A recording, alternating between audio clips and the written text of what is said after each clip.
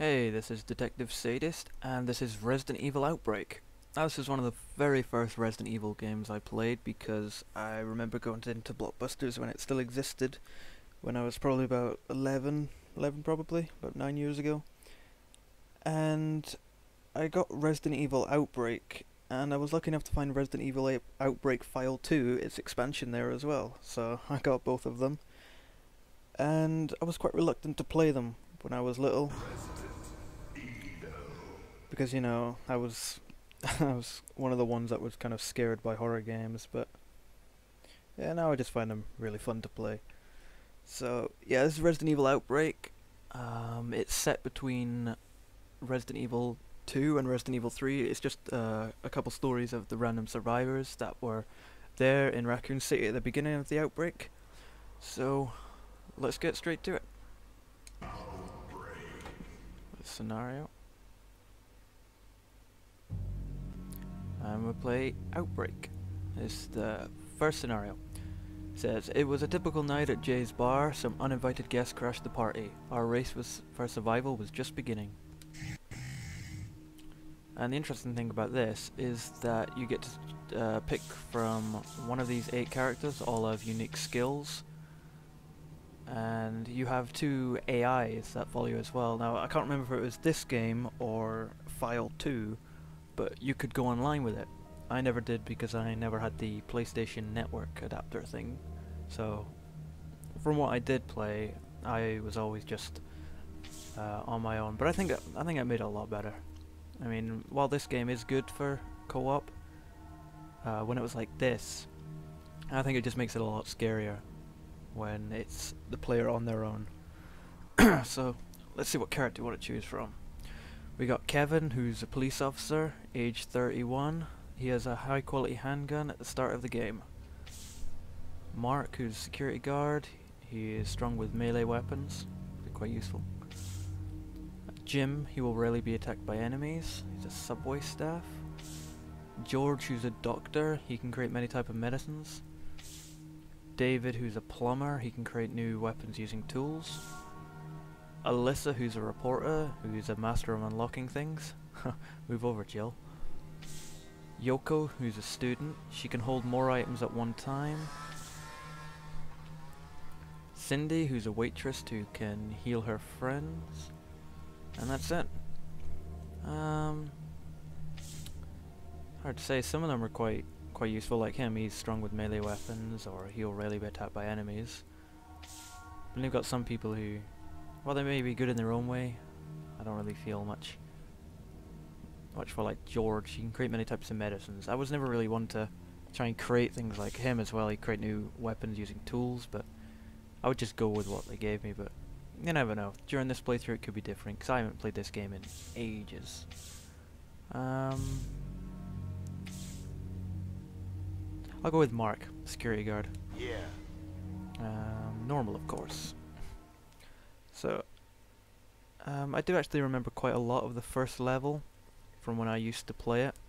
So, this first level should be a breeze, but we'll just see how it goes.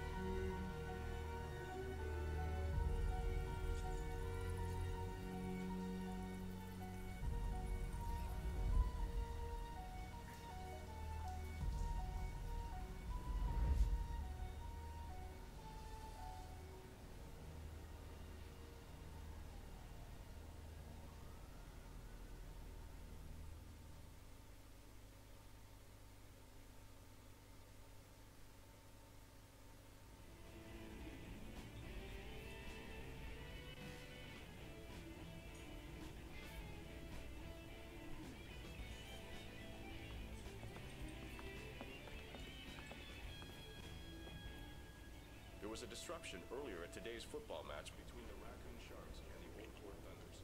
Apparently, the game was interrupted when an unruly fan got out of control up to the right. The number of injured is not yet known.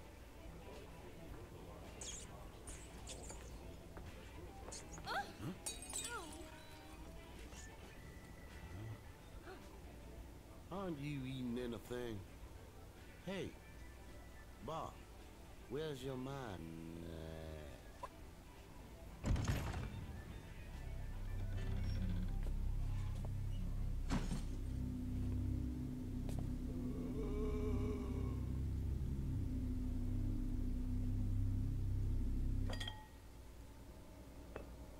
Huh?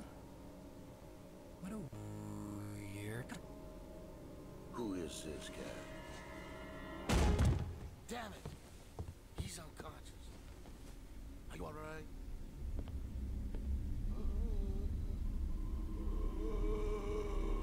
What are you doing?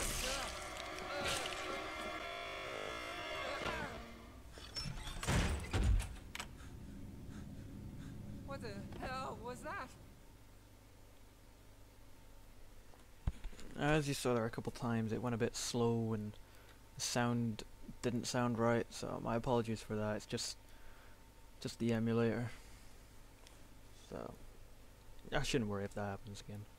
But yeah, I know quite a bit of this level, or the basics anyway, so as I said, I can quickly go through this one, doing a few things, so should be no problem.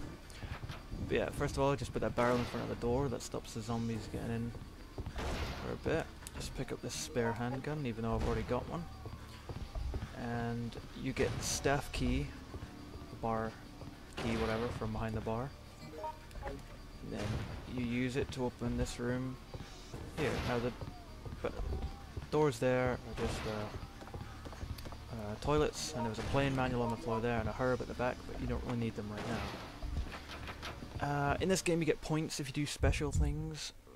I'll be doing some of them if I can, but I haven't really played much of the levels after this, or I don't really know them, so there won't really be that much.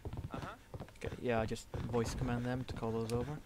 And if you stand at that window, a zombie will smash out of it. Yeah. Alright. Yeah, you get points for doing certain things, like you saw Bob, he fell over there. You can grab onto wounded players and like help them across, like keep them up and stuff. But you get points if you keep Bob alive until you reach the roof. But to be honest, he's just a lot of hassle. He slows you down, the zombies can easily catch up to you, and I know it sounds cruel, but I prefer just to leave him. But you get the points towards completions, and those unlock new costumes, concept art, sounds, the cutscenes, like all these you have to buy with the points you make through the levels. And the points can be done through anything, like finding the special items, completing the level, how many survivors there were at the end of the level, etc, etc. So it's worth going for all these different things. But Bob is one of the things that I'm not going to be going for. Right. So the first thing we have to do is make sure they're all in the room before I attempt to do this. How the hell does a zombie get pulled so quickly? Alright. Alright. Alright, Kevin, get in. Good, good, good. You get points for doing this.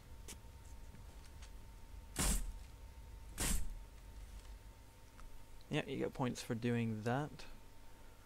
Because it's sort of it's not exactly a secret thing, but it's something that I expect not many players would think to do. And there's usually something behind this dartboard here. Yep, score chart. Remember that. And pick up the newspaper, and there is a key underneath it. So we just put the newspaper down.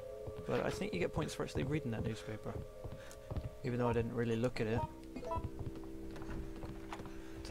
Yep. And then we get up here.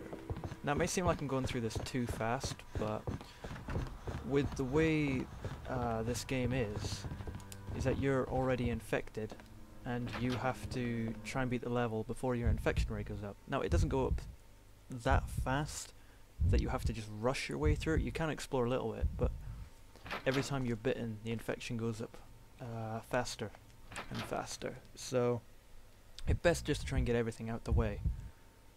And also, the zombies can really overrun you if you leave it too long. Like, if I was still in that bar, if I didn't put the barrel in front of the door, the zombies would have got in, and I would have been eaten. I wouldn't have been eaten instantly, but I would have been eaten pretty quickly due to the fact that it's such a tight area that you're in, so they can ambush you a lot. But yeah, we get the forklift key. Now, it may seem like I know what I'm doing on this level. It's basically just, this is all remembering things. So, the next few levels I am going to be terrible at. And there's probably people out there who know what they're doing, and you know, there's going to be a lot of stuff I've missed, and they're going to be going, no, no, no, don't miss that, you know, things like that. So, I'm sorry for rushing through this. As you can hear, the zombies have already gotten in.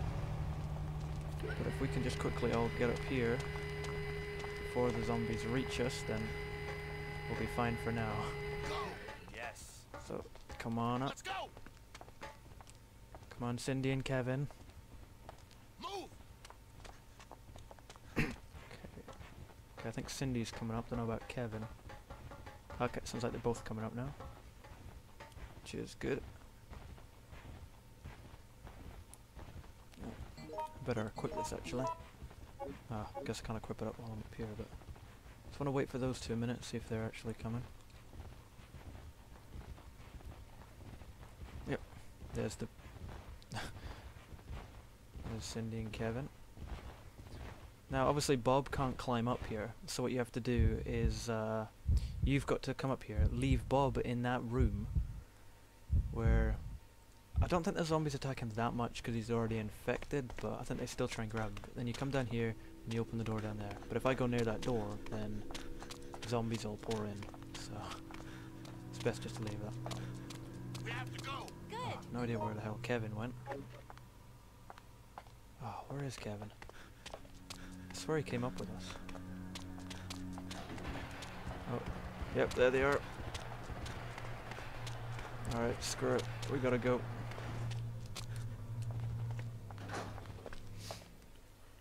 So yeah, I've got no idea where Kevin went, but I'm hoping he just came out before me and ran out the door, because the NPCs in this game do that. They can just go wherever the hell they want. Okay, neither of them are with me at the moment, but these birds are the most annoying enemies I've ever seen in a Resident Evil game.